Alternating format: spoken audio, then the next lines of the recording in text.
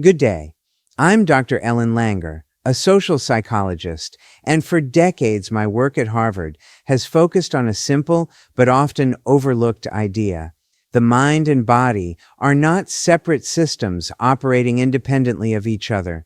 From the way we heal, to how we age, to how long and how well we live, our physical health is deeply shaped by what we think, notice, and believe. Today, I want to explore how using your mind more deliberately can influence your physical health and longevity in ways that many people still find surprising. For much of modern medicine, the body has been treated like a machine, something that wears down over time regardless of how we think or feel. But research consistently shows that our expectations, our awareness, and our level of mindfulness play a powerful role in physical outcomes. When we assume decline is inevitable, our bodies often follow that script. When we remain open, attentive, and mentally engaged, the body responds differently. Our studies have shown that when people change the way they perceive their circumstances, measurable physical changes can occur. In one well-known experiment, we placed older adults in an environment designed to reflect an earlier time in their lives. They didn't just talk about being younger, they lived as if they were. Within days, we observed improvements in strength, posture, vision, and cognitive function. These changes were not imaginary. They were physical, observable, and real. The only thing that changed was mindset. This happens because the body is constantly responding to the signals it receives from the mind. When we are mindful, actively noticing new things rather than operating on autopilot, we create flexibility. That flexibility allows the body to adapt, repair, and function more effectively. Mindlessness, on the other hand, locks us into rigid expectations, including expectations of illness, weakness, and decline. Longevity is not just about genetics or medical intervention. It is also about how we engage with life. People who remain curious, who see themselves as capable, and who do not define themselves by limiting labels, tend to show better health outcomes over time. When you see yourself as fragile, your body behaves accordingly. When you see yourself as active and responsive, your body often rises to meet that belief. This does not mean ignoring medical advice or pretending illness does not exist. It means recognizing that your thoughts and perceptions are part of the treatment. The way you frame your condition, your age, or your abilities influences how your body responds. Mindfulness allows you to notice subtle changes, make better choices, and remain an active participant in your own health. Even small shifts in perspective can have meaningful effects.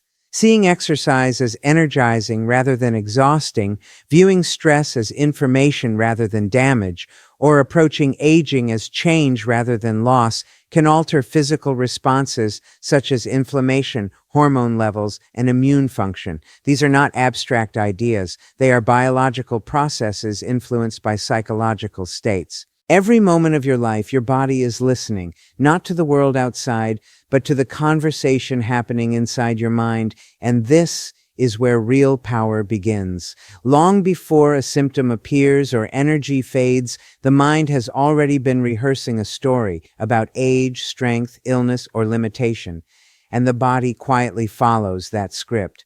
When you repeatedly tell yourself that you are tired, fragile, or declining, those words are not harmless thoughts. They become instructions. The body does not argue with your beliefs, it cooperates with them. What makes this so important is that most people are completely unaware of how often they reinforce physical decline through unconscious thinking.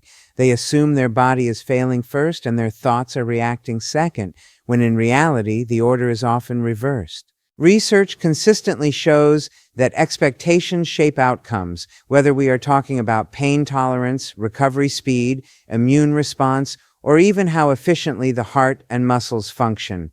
The mind does not merely influence motivation, it alters physiology. When a person expects stress to damage them, stress hormones remain elevated longer.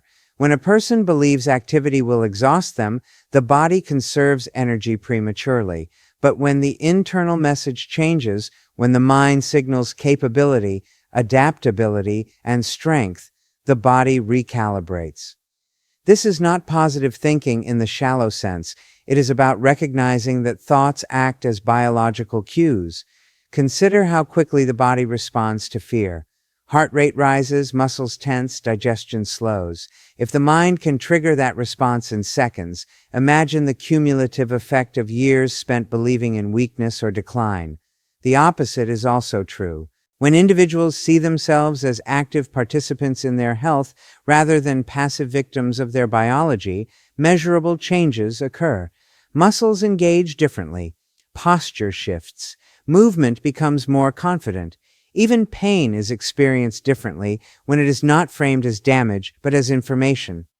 One of the most overlooked truths about health is that the body is designed to adapt, but adaptation depends on the signals it receives. Repeated messages of limitation narrow the body's range of response, while messages of possibility expand it. This is why two people with the same diagnosis can have radically different outcomes. One internalizes the label and organizes their identity around it, while the other views it as a temporary condition rather than a permanent definition. The difference is not denial, it is interpretation. The mind that constantly asks, "What can I still do?" sends a very different signal than the mind that asks, "What am I losing?" Over time, those questions shape behavior, movement, and even cellular processes. Placebo research makes this impossible to ignore. Belief alone can reduce pain, alter hormone levels, and accelerate healing, even when no active medication is present. If belief can do that unintentionally, imagine what deliberate mental framing can achieve. The real danger is not physical limitation itself, but the silent agreement we make with it through repeated thoughts. When you tell yourself you are too old, too tired, or too broken, your body does not check your birth certificate or medical file, it simply responds. But when the internal narrative shifts toward curiosity, agency, and strength, the body begins to mirror that story. Energy increases not because the body magically changes, but because it is no longer restrained by expectation. Healing improves not because biology is ignored, but because it is finally supported. The most powerful health intervention available to you is not something external you must wait for. It is the awareness that what you repeatedly think becomes what your body prepares itself to be. Most people believe their bodies slow down because time passes, but what actually accelerates decline is the way attention fades. When life becomes repetitive and predictable, the mind slips into autopilot and the body follows with rigidity. Mindlessness is not simply inattention, it is the quiet habit of assuming we already know what will happen next. The moment you stop noticing new details, your brain reduces effort, and the body begins conserving rather than regenerating energy. This is why two individuals of the same age can look, move, and function so differently. One remains mentally engaged with the present, while the other is living on mental shortcuts formed years ago. Mindfulness, in contrast, keeps the nervous system alert, flexible, and responsive. It signals to the body that adaptation is still required, and where adaptation is required, vitality follows. The body is not designed to decay by default. It is designed to respond to demand. When the mind is actively noticing, the body remains in a state of readiness rather than retreat. This is not about meditation alone, but about the quality of attention brought to everyday life. Simple acts like noticing subtle changes in posture, breath, or movement create feedback loops that improve balance, coordination, and strength. Research shows that when individuals approach activities with awareness rather than routine, they engage more muscle groups, regulate stress hormones more efficiently, and experience less fatigue. The difference lies not in the activity itself, but in the mental state accompanying it. Mindfulness interrupts the automatic stress response by changing how situations are interpreted. When stress is viewed as a signal to focus rather than a threat to endure, the body releases energy instead of bracing for damage. This shift alone can reduce chronic inflammation and improve immune response over time. What makes mindfulness so powerful is that it restores choice. Instead of reacting based on old assumptions, The mind becomes curious again, asking what is happening now rather than what usually happens. That curiosity keeps the brain plastic and the body adaptable. Studies have shown improvements in mobility, vision, memory, and even cardiovascular markers when people re-engage with their environment in a mindful way. These changes are not abstract or symbolic. They are measurable physiological outcomes. When individuals believe their abilities are fixed, the body contracts around that belief. When they remain open to variability, the body experiments, adjusts, and improves. This is particularly important in healing. A mindful patient notices small improvements and responds to them, reinforcing progress, while a mindless patient overlooks gains because they do not match an expected timeline. The body responds better when progress is acknowledged because acknowledgement itself reduces stress and increases engagement. Mindfulness also changes how pain is experienced. Pain that is observed without immediate judgment often feels less overwhelming, allowing movement and recovery rather than avoidance and stiffness. Over time, this reduces secondary problems caused by fear-driven immobility. Perhaps the most overlooked benefit of mindfulness is how it reshapes identity. When people see themselves as learners rather than as declining bodies, their behavior changes subtly but consistently. They move more, explore more, and challenge themselves in small ways that accumulate into significant health benefits. Longevity, in this sense, is not a battle against aging, but a commitment to ongoing engagement. The body thrives on novelty and attention, and mindfulness supplies both. When the mind stays awake to experience, the body stays capable of responding, adapting, and healing in ways that extend not just lifespan, but the quality of each lived year. The number of years you have lived is far less influential than the age you believe yourself to be, because the body does not age according to calendars, it ages according to expectations. From an early age, people are taught to associate certain abilities, limitations, and behaviors with specific numbers, and over time those associations become self-fulfilling instructions. When someone believes that a certain birthday marks the beginning of decline, the body begins preparing for that decline long before it is biologically necessary. Muscles tense differently, movement becomes cautious, and recovery slows, not because the body has reached a natural limit, but because the mind has decided that it should. Psychological age functions as a constant signal, informing the body how much energy to invest, how much risk to tolerate, and how much repair to prioritize. This is why individuals who see themselves as younger than their chronological age often demonstrate better balance, faster reaction times, and stronger immune responses. They are not pretending, they are responding to a different internal narrative. The body adjusts its output based on what it expects will be required. When the mind anticipates fragility, the body conserves. When the mind anticipates engagement, the body mobilizes. What makes belief so powerful is that it operates continuously, shaping posture, tone of voice, breathing patterns, and even hormonal rhythms throughout the day. Small changes in how a person identifies their age can ripple outward into measurable physical effects.